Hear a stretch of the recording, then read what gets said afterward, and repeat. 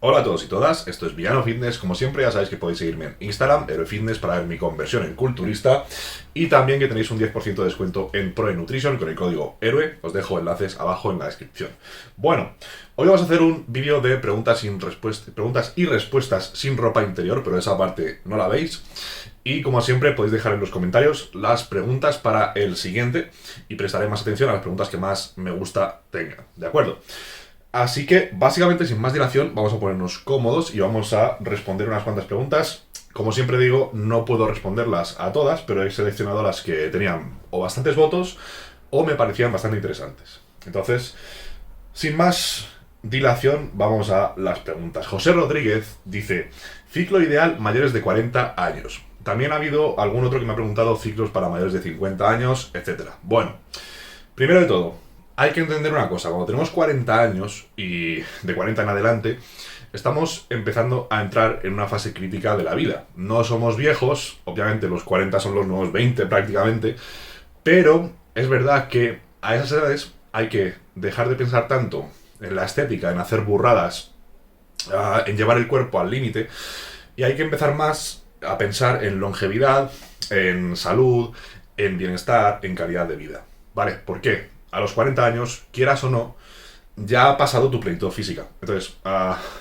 por mucho que quieras abusar o por mucho que quieras hacer, no vas a llegar al físico que podrías haber llegado con 20 años o con 30 años. Entonces, en base a eso y en base a esa responsabilidad para no morirte a los 50 o a los 60, pues lo ideal es empezar a pensar, pues eso, en hacer las cosas de la forma más responsable posible y que nos permita una mayor longevidad disfrutando de lo que hacemos posible. Entonces, en este caso, un ciclo ideal para mayores de 40 años, pues de primeras, lo que no debería hacer una persona de más de 40 años, cuando de por sí esa producción endógena de hormonas ya está decayendo, es hacer ciclos, ¿vale? Lo primero que debería hacer una persona de 40 años que quiera entrar o no en el mundo de la química, si hace deporte, si hace culturismo, si lleva muchos años entrenando de forma intensa, es un estudio hormonal completo. Es probable, es posible, que esta persona esté en la parte baja del rango de testosterona saludable. Entonces, en base a eso, una de las cosas que podría hacer es ser candidato a ser prescrito por un médico una TRT. Entonces, la TRT no es un ciclo. La gente se piensa que hacer TRT es, pues eso, que la TRT se hace para ponerse fuerte. No. Una TRT te puede poner fuerte si tú eres una persona con una deficiencia de andrógeno. Si tú eres una persona normal, sana, joven, con niveles altos de testosterona, TRT es exactamente lo mismo que tú ya tienes de por sí. Entonces no te pones fuerte. Pero bueno, en el caso de una persona de más de 40 años, lo primero que debería hacer es ver si su estado hormonal es óptimo para ponerse fuerte, ¿vale? Y después, lo que no quiere hacer una persona de 40 años es hacer un ciclo, un postciclo, cortar. ¿Por qué? Como decía, de por sí su producción endógena está ya perjudicada. Como hagas un ciclo y un postciclo, estás perdiendo lo que se estaba diciendo antes, calidad de vida. ¿De qué te sirve a los 40 años andar haciendo ciclos y después quedarte, lo que siempre digo, una temporada jodido? Imposible, ¿vale? A mí no me entraría en la cabeza. Por tanto, lo que debe pensar esta persona es en optimizar sus hormonas, suplementar las hormonas que médica o clínicamente sean necesario o suplementarlas hasta llegar a un punto óptimo, es decir, si las tiene por debajo de lo ideal, llevarlas al punto ideal, justo en el punto máximo del rango, ¿vale? Dentro de lo fisiológico. Estoy hablando de la testosterona, estoy hablando quizás de la hormona de crecimiento IGF-1, ese tipo de cuestiones. Y después, una vez ahí, hay una serie de compuestos, por supuesto, aquí no recomendamos el consumo para nadie, ni nada, sin prescripción, etcétera, pero hay una serie de compuestos que querrá evitar y una serie de compuestos que pueden ser mucho más interesantes, ¿vale? Aquí entre los compuestos a evitar estaría la famosa trembolona, estarían los esteroides orales muy potentes, ese tipo de cuestiones. Y dentro de los esteroides más amistosos, más amigables, con personas ya que se quieren ir cuidando la salud, pues estaría a lo mejor la nandrolona a dosis bajas, estarían el famoso primobolano, metenolona a dosis bajas, ese tipo de cuestiones. En todo caso, como digo, lo primero es asumir que con 40 años las prioridades no son ponerse mamadísimo, las prioridades son otras, y en base a eso decidimos qué ciclos o qué Blast and Cruise, en mi opinión, hacer, ¿vale? Creo que con esto está respondido. La pregunta para mayores de 50 años iría en la misma línea, solo que una persona de 50 años tendrá que tener aún más cuidado con su salud. Tendrá que pasar menos tiempo en el año en dosis suprafisiológicas y más tiempo en dosis dentro del rango natural fisiológico del ser humano, ¿vale? El mismo José Rodríguez Preguntaba, ¿cómo llegar a culturista viejo sin dejar de ciclarse y entrenar? Y da algunos nombres como Lila Brada, etcétera, que son personas que hoy en día ya van teniendo 50, 60, 70 años y siguen estando muy, muy bien, ¿vale? Lo primero, si quieres ser un culturista longevo, tienes que tener dos cosas. Una es, obviamente, un cuerpo resistente, pero segundo, tienes que tener muy buena respuesta a los fármacos. Si tú eres una persona que no responde muy bien a los fármacos y te empeñas, te encabezonas en llegar a un nivel de culturista profesional, vas a tener que hacer un abuso que te va a conducir a una serie de efectos secundarios mucho más graves, mucho más problemáticos que una persona que tuviese genética y predisposición y una respuesta mucho mejor al entrenamiento, nutrición y a los fármacos, ¿vale? Entonces, ¿cómo llegar a culturista viejo sin dejar de ciclarse? Primero de todo, expectativas realistas. Cuando para llegar a una cosa tienes que abusar demasiado, tienes que quitarte esa idea de la cabeza o asumir que no vas a llegar a culturista viejo, ¿vale? Entonces, una vez hecho esto, nos volveríamos a la fase anterior, a lo que he respondido para ciclos mayores de 40 años, ¿vale? Hasta los 30, 30 y algo, uno quizás se pueda permitir mayor abuso. Obviamente ni es recomendable ni nada, pero el cuerpo va a aguantar mucho más, igual que aguanta que te vayas de fiesta todos los fines de semana, o aguanta una serie de abusos, o aguanta que te exploten en el trabajo durante 12 horas en una obra, etc. Pero a partir de los 40 no. Entonces, la edad para hacer el bruto, si es que lo quieres hacer, son los 20 y son los 30. A partir de ahí, hay que relajarse, pensar en longevidad, mejorar la nutrición y el entrenamiento, y orientar las cosas más hacia el anti-envejecimiento que hacia el asalvajamiento, ¿vale? Entonces, bueno, pues la clave sería como responder la primera pregunta, ¿vale? Orientar hacia ahí la parte química. Siguiente pregunta. Nameless Demon dice, ¿cómo inyectar? ¿Qué jeringas usar? Tips, lugares para hacerlo, dolor post-inyección, etcétera? Bueno, vale. Una de las cosas que siempre digo yo, y siempre digo, es el tema de las jeringas de insulina, ¿de acuerdo? Creo que hoy en día ya... Es que esta pregunta, este es el típico tema que me saca de mis casillas porque veo esta pregunta en muchísimos sitios, ¿vale? En Instagram sigo a unos cuantos culturistas españoles, más o menos reconocidos, y siempre está el típico idiota que le hace la misma pregunta a 4 tíos diferentes, ¿vale? Una pregunta que se repite mucho es, ¿puedo inyectarme testosterona con jeringas de insulina? ¿Por qué preguntan esto? Porque ya lo han oído, porque ya saben que se puede hacer, porque me lo han oído decir a mí o a cualquier otro por no ser egocéntrico, ¿no? Entonces, ¿se puede inyectar testosterona con jeringas de insulina? Sí. ¿Se puede inyectar cualquier esteroide con jeringas de insulina? Sí. ¿Llegan al músculo? Sí. ¿Hace falta que lleguen al músculo? No. Pueden ser subcutáneos incluso, pero subcutáneo, una inyección subcutánea de aceite en base oleosa, tiene que ser de pequeño volumen, ¿vale? A lo mejor 1 mililitro o menos de 1 mililitro. ¿Por qué? Porque en la grasa subcutáneo suele caer en la grasa, ¿vale? La metabolización es mucho más lenta. La desaparición, la distribución de ese aceite hacia el resto del cuerpo es más lento. En el músculo, como es un tejido más irrigado, tiene más riego sanguíneo, más actividad, más movimiento, tú lo que te inyectes se disuelve y se esparce mucho más rápido.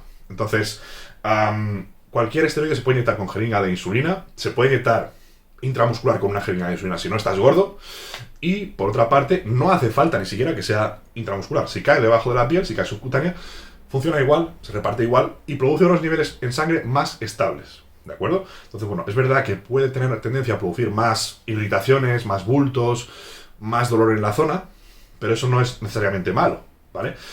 En todo caso, creo que es mejor idea jeringa de insulina cuando tienes poca grasa que usar los pedazos de arpones de las típicas jeringas 23G o 25G, que eso crea unas cicatrices intramusculares enormes, ¿de acuerdo? Cada vez que tú metes una jeringa o una aguja grande en un músculo estás causando lesiones. Esa lesión luego se tiene que regenerar y se produce un tejido cicatricial, que no es tejido funcional ni es tejido contráctil. Entonces, dentro del músculo te estás generando una serie de tejidos que no sirven para nada, que le pueden reducir la elasticidad, que pueden aumentar el riesgo de lesión. No es interesante, ¿vale? Bueno, a ver. Siguiente pregunta. Alejandro, ¿con qué dosis de testo empezarías a meter inhibidor de aromatasa? Bueno, pregunta interesante, pregunta que se repite muchísimo. Hoy en día, a diferencia de en el pasado, cuando se demonizaban los estrógenos y en concreto el estradiol, sabemos que no. El estradiol tiene un efecto protector a muchísimos niveles. Cardioprotector, neuroprotector, nefroprotector, protector de los riñones. El estradiol alto, cuando hay presencia de andrógenos altos, es decir, cuando tú usas esteroides, es un protector, es un seguro. Es como usar un fármaco que reduce una serie de los problemas o perjuicios a largo plazo. Por tanto, inhibidores de aromatasa, cuanto más lejos mejor. Siempre que los podamos evitar, mucho mejor. Entonces, ¿cuál es el punto? ¿Cuál es la cosa? La cosa es utilizar una dosis de testosterona, la dosis más alta, que nuestro cuerpo pueda tolerar en cuanto a su conversión a estrógenos. Es decir, la idea es tener la cantidad de estradiol más alta que nosotros podamos tolerar sin efectos secundarios tipo disfunción eréctil, problemas de erecciones, sinónimos, quería decir problemas de libido, problemas pues que te estés deprimiendo, que estés ultrasensible, ese tipo de cuestiones, ¿de acuerdo? Y ahora que digo ultrasensible, el estradiol siempre se tiene que medir con prueba con analítica ultrasensible, ¿vale? No vale quimioluminescencia ni nada así, ultrasensible siempre, porque si no, no valen los resultados en analítica, se confunden, ¿de acuerdo? Entonces, ¿con qué dosis de testo empezaron a meter un inhibidor de aromatasa? No. Cuando tú, al pasar de cierta dosis de testo, necesitas un inhibidor de aromatasa porque hay demasiado estradiol y te produce efectos secundarios, no subas esa testosterona. Tienes que añadir otro compuesto diferente si quieres aumentar la potencia del ciclo que no te produzca esos efectos secundarios, ¿vale? Que no aromatice. Entonces, lógicamente, una persona puede meter un inhibidor de aromatasa, pero tiene que entender que los inhibidores de aromatasa tienen efectos secundarios a nivel del colesterol, por ejemplo, que ya de por sí con los andrógenos lo estamos jodiendo. Impide la aromatización en otros muchos tejidos del cuerpo que no son simplemente evitar que se salgan tetas, sino que en el cerebro, por ejemplo, también se produce aromatización. Se produce aromatización en un montón de tejidos y el estradiol, los estrógenos, son imprescindibles en un montón de tejidos en el hombre también, ¿vale? Así que la idea es, o lo ideal sería, no tener que usar inhibidor de aromatasa nunca. Luego hay otros fármacos que nos pueden ayudar a tapar algunos de los efectos secundarios del estradiol elevado, tipo Proviron, por ejemplo, pero bueno, eso ya sería otra cuestión. En todo caso, la idea es tener los estrógenos lo más altos posibles sin llegar a tener efectos secundarios, ¿vale? Siguiente pregunta.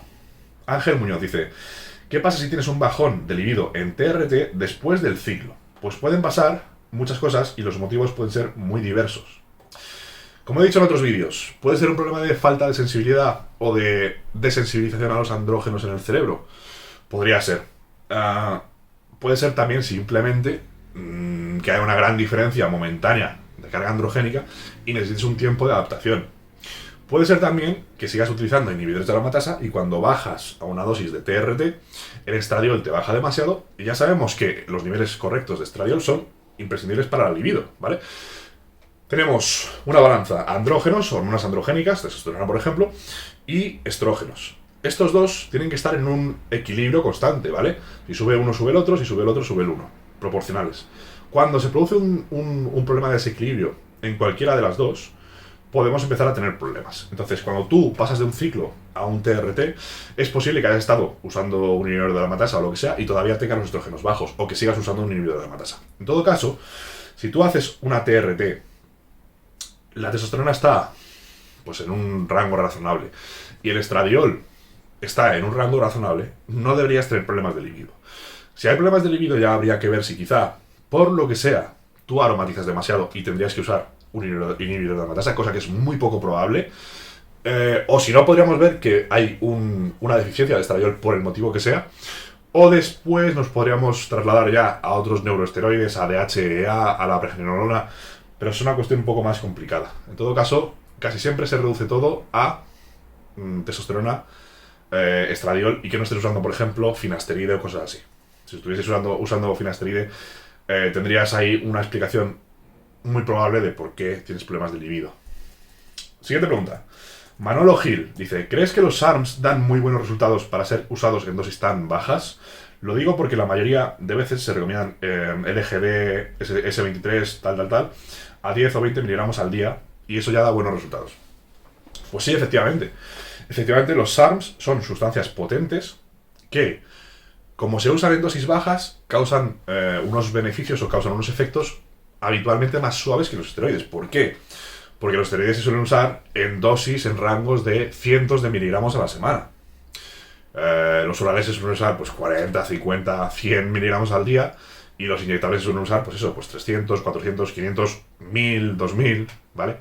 Mientras que los SARMs se usan a lo mejor 70 miligramos a la semana, 10 al día, o 140 miligramos a la semana, 20 al día. Entonces, efectivamente sí, si tú usas SARMs a las dosis que usarías los esteroides normales u otros esteroides, efectivamente produce más efectos positivos. Pero también ocurre una cosa, y es que inundas el cuerpo de una sustancia que se une a los receptores de andrógenos. Que se une a los receptores de andrógenos con cierta preferencia por los del músculo, pero que cuando estás inundado de SARMs, la sangre, empiezan a perder su selectividad. Es decir, dejan de ser tan selectivos hacia el músculo y se van a los receptores de andrógenos de todo el cuerpo. Y es cuando empiezan problemas de alopecia, problemas, por ejemplo, a nivel de inflamación del hígado, y producen básicamente los mismos efectos secundarios que los esteroides orales. Entonces, digamos que pierde la ventaja. Así que sí, cuando tú subes la dosis de los SARMs, mejora los resultados, son muy potentes, pero a su vez mejoran los efectos secundarios y al final tienes básicamente lo mismo que si fuera un esteroide. Entonces, pierde cualquier ventaja que pudiera tener. Siguiente pregunta. Salvador, bueno, de hecho hemos visto que los SARMs inyectables pueden producir, por ejemplo, alopecia, porque llega un punto en el cual se comportan como una sustancia androgénica normal y producen efectos secundarios de tipo androgénico, ¿vale? Salvador Batiste Raga González dice: Villano, ¿cómo irse un mes o más de vacaciones al extranjero y poder seguir con un Blast and Cruise, evitando llevar en el equipaje productos que te lleven a la cárcel en el lugar de destino o que te lo paren en aduanas, etcétera? Bueno, primero de todo, si tienes una prescripción médica, ya lo tienes solucionado porque puedes viajar con tu medicación a donde sea, ¿vale? Segundo, testosterona. Hay un éster, una forma de testosterona que se llama undecanoato. Si no me equivoco, el nombre comercial es Nevido, y está hecho para poderse inyectar mensualmente o incluso trimestralmente. Entonces, te puedes ir perfectamente de vacaciones poniéndote una aplicación justo antes de irte y tendrías unos niveles bastante estables durante un mes de sobra, ¿de acuerdo?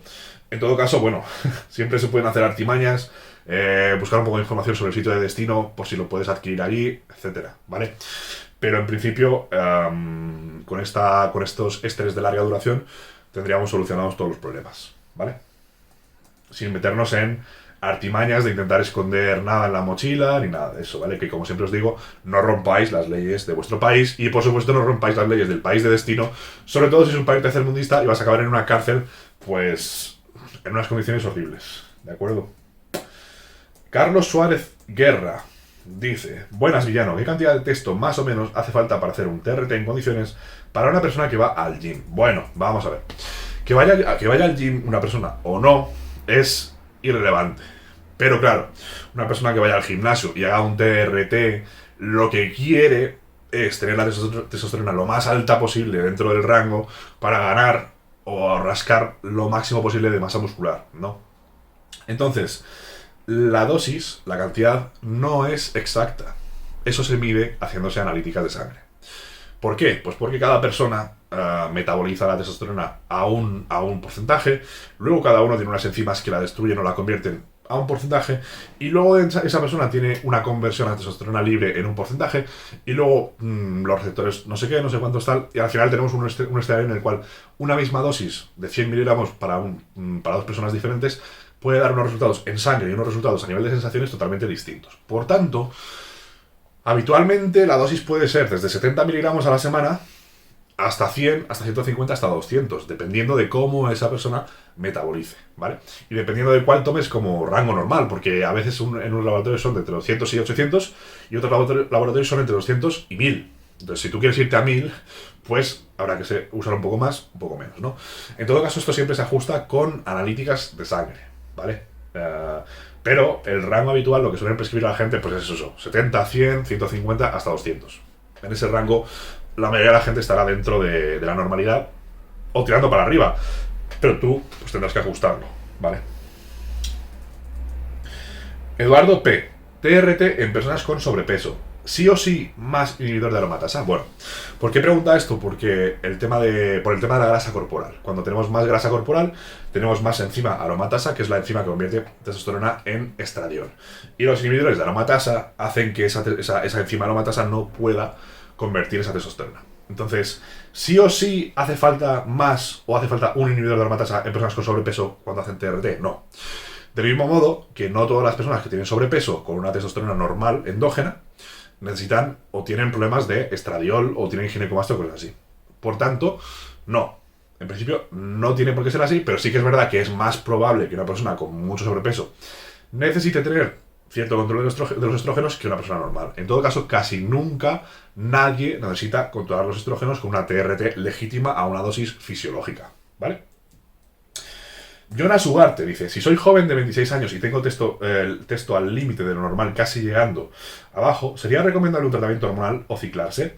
Si naturalmente ya estoy por los suelos, ¿podría beneficiarme de la química o al contrario quedaría aún peor? Bueno, esto depende de si eres sintomático o no. Uno puede tener la testosterona en la parte baja del rango, pero tener buena cantidad de testosterona libre, y con esa testosterona libre, tener una buena calidad de vida. Entonces, si no te produce síntomas, no hace falta que te suplementes con testosterona. Si te produce síntomas de baja testosterona, lógicamente, como eso es un problema, eso es un trastorno, es una enfermedad, y hay un tratamiento que es la testosterona. La testosterona no... el problema está en que la gente lo ve de una forma diferente a otros fármacos. Es un fármaco que sustituye otra función. Igual que cuando tú tienes un problema de secreción de hormonas tiroideas, usas hormonas tiroideas, o cuando tienes un problema de insulina, usas insulina. Pues la testosterona es exactamente lo mismo, ¿vale? Si tú estás en la parte, si tú tienes la testosterona baja, tendrás que suplementarte para tenerla en los niveles ideales para ti. Entonces, ¿sería recomendable? Sería recomendable que te trates si tienes un problema de salud real, ¿vale?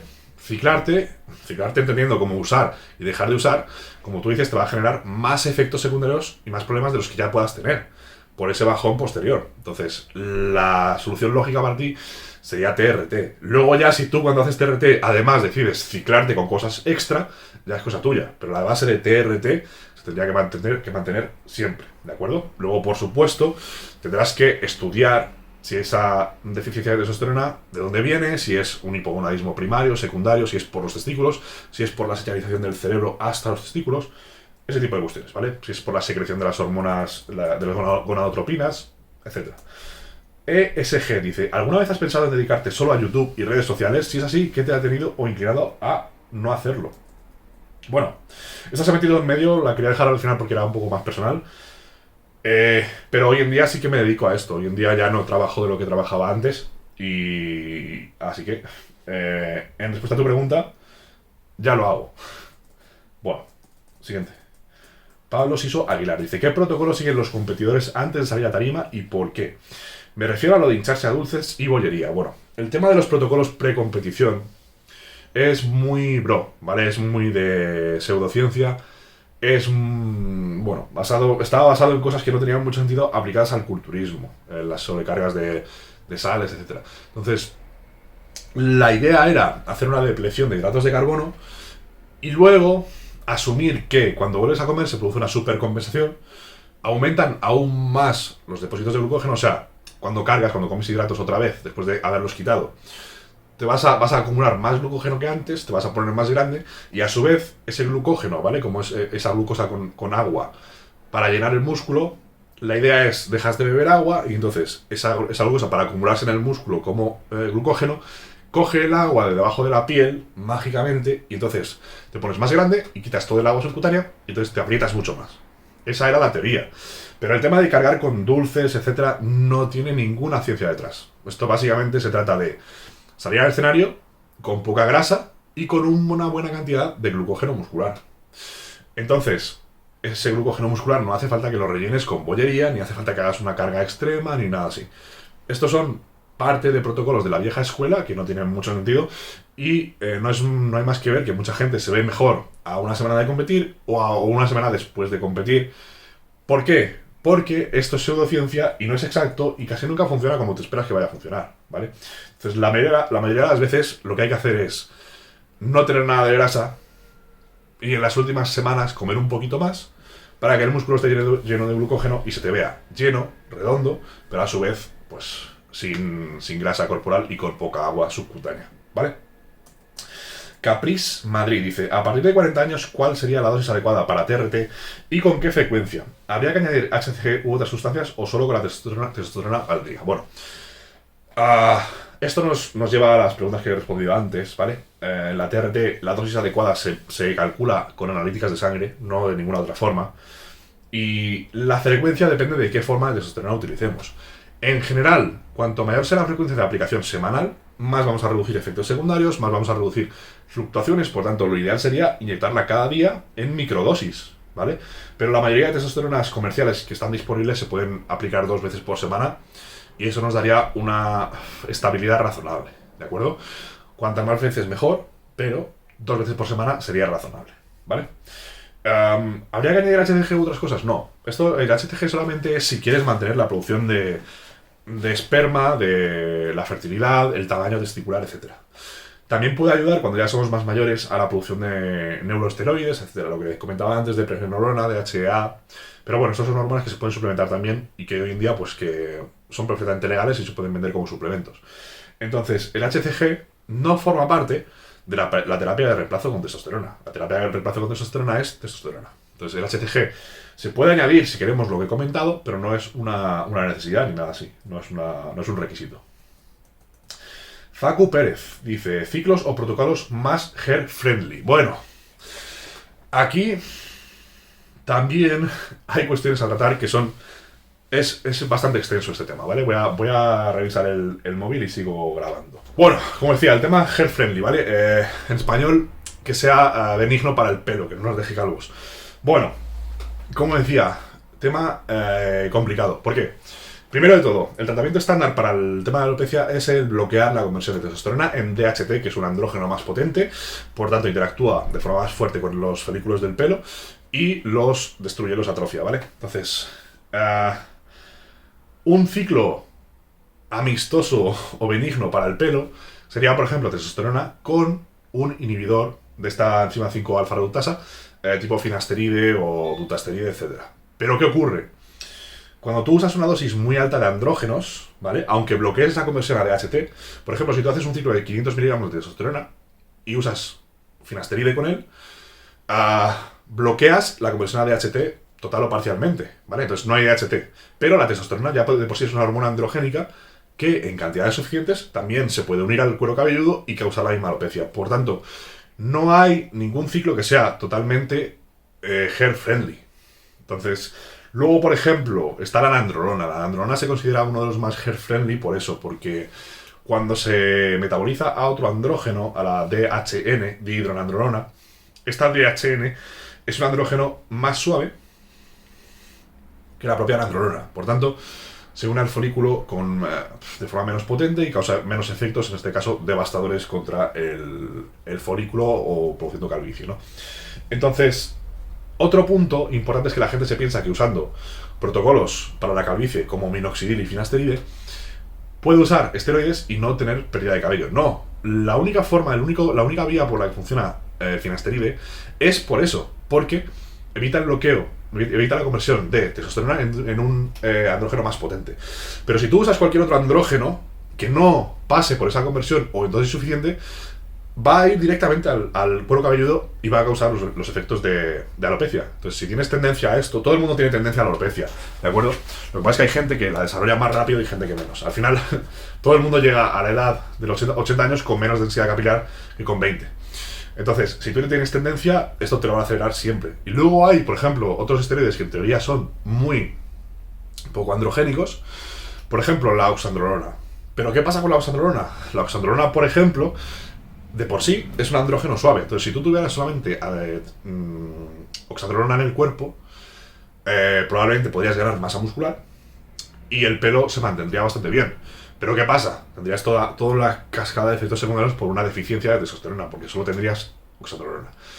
Si tú tienes oxandrolona y suplementas con testosterona, ¿qué ocurre? La oxandrolona y otros esteroides orales, etcétera, dejan por los suelos la SHBG. La SHBG es una proteína que se une a otras hormonas y la deja inutilizable. Entonces, si tú usas SARMs, por ejemplo, que también hacen ese efecto contra la SHBG, o esteroides orales o cosas así, todos los demás andrógenos que tengas por ahí ahora pueden circular libremente en mayores cantidades y por tanto se van a ir al pelo con más facilidad y por tanto van a causar calvicie. Entonces, hay esteroides que son suaves y que no producen calvicie de forma directa, pero por otros mecanismos producen calvicie de forma indirecta. Por tanto, el resumen es que no hay protocolos hair friendly hasta que no tengamos bloqueadores de andrógenos específicos en el cuero cabelludo. Es decir, una sustancia que se una a los receptores de andrógenos del cuero cabelludo e impida que haya andrógenos que se unan ahí, ¿vale? Se está trabajando en este tipo de cuestiones con el péptido RU no sé qué, no sé cuántos, hay una serie de... Bueno, se ha cortado el vídeo, pero básicamente el resumen era ese, que ojalá consigamos pronto orientar los tratamientos alopecia por bloquear los receptores de andrógenos en lugar de tener que hacer burradas como lo que es el tratamiento actual, que es bloquear la conversión de testosterona en DHT, que habitualmente produce un montón de efectos secundarios negativos para el hombre, ¿vale? Entonces, la idea de que un tratamiento consista en dejar castrado a un hombre porque le dejas sin la DHT, que es la hormona androgénica por excelencia, me parece una aberración, pero hoy en día es el protocolo que existe. ¿Por qué? Como no tenemos una sustancia que bloquee los receptores de andrógenos del cuero cabelludo, lo que tenemos que evitar es que haya muchos andrógenos circulando. Bueno. Siguiente pregunta. Fernando Luengo dice, ¿te has planteado tener preparador? ¿Qué piensas de Fran Spin? Bueno, yo no me he planteado tener preparador porque tengo un ego demasiado grande y creo que nadie me puede ayudar. Me creo demasiado listo y no me dejo ayudar. Entonces, es verdad que hay gente que me podría ayudar y sabe más que yo en temas de salud, etcétera, pero para el tema de ponerse fuerte, realmente es que está prácticamente todo inventado. Si tú respondes bien a las sustancias, pues ya está. Es decir, insulina, hormona de crecimiento y esteroides y ya está. Si te quieres poner más fuerte, asumes más efectos secundarios, subes la dosis y punto. El resto es entrenar lo que hace falta y comer como hace falta, según tus objetivos. Entonces, creo que no se trata tanto de tener un preparador, salvo para tener esa visión objetiva y que te diga qué hacer de la forma más rápida posible, en lugar de perder el tiempo comiéndote la cabeza o tomando decisiones erróneas. Pero fuera de eso, no creo que me pudiese ayudar.